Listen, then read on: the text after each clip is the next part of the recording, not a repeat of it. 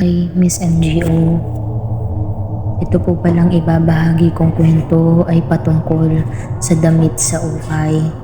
Ito po ay true story. Ako si Carlo, I'm 22 years old. May kaibigan ako na babae na si Joyce na mahilig siya sa mga damit na ukay. Di ko naman minamaliit ang damit na ukay. Actually, karamihan din naman ang damit ko ukay. Isang araw, habang kami ay naglibot sa isang resort, ay nakakita siya ng isang ukay-ukay at talagang ang gaganda naman ng mga damit na yun. Agad niya akong inaya para tumingin ng magaganda. Carlo, tingnan mo to, ang ganda. Magkano kaya to? Abay, ewan ko. Ako ba nagtitinda dito? Sa akin mo tinatanong. Hay nako, kahit kailan ka talaga, kaya ka iniiwan ng jowa mo eh. Piloso po ka.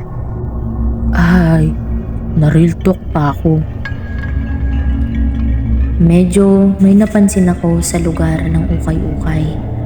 Parang kami lang yung tao doon at parang sobrang luma ng store. Medyo para sa akin ang creepy ng lugar. At inaya ko na si Joyce bumalik sa resort para maligo. Pero ang sabi niya ay gusto niyang bilhin yung isang t-shirt. Kaya naman hinayaan ko na lang siya. Sa kanya namang pera yun. At nung magbabayad kami, ay may nakita kaming isang bata na di namin alam kung nasa dilim lang ba siya o talagang walang mukha. At bigla na lang lumabas yung matandang tindero. May nabili na ba kayo mga anak? Opo, lolo. Heto po. Magkano po ito? Yan ba? 50 na lang sa'yo, iha. Nag-abot si Joyce ng 100 at binigay niya na lang sa bata yung 50. Ito po, 100. Pabigay na lang po kay Bunso. Yung 50 sa kanya na lang po yung sukli.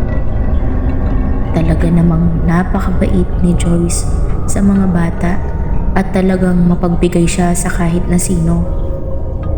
Kanino't ko to ibibigay? Iha, ako lang ang mag-isa dito. Pero, nakita ko po, lolo. May bata na nakatayo doon kanina.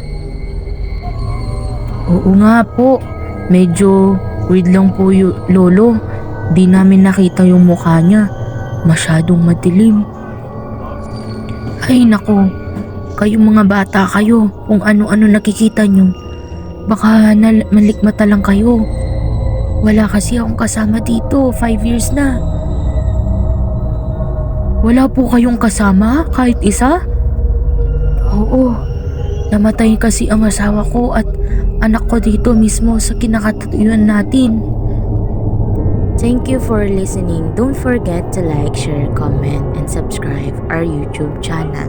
And comment down below to the creepiest story that you have.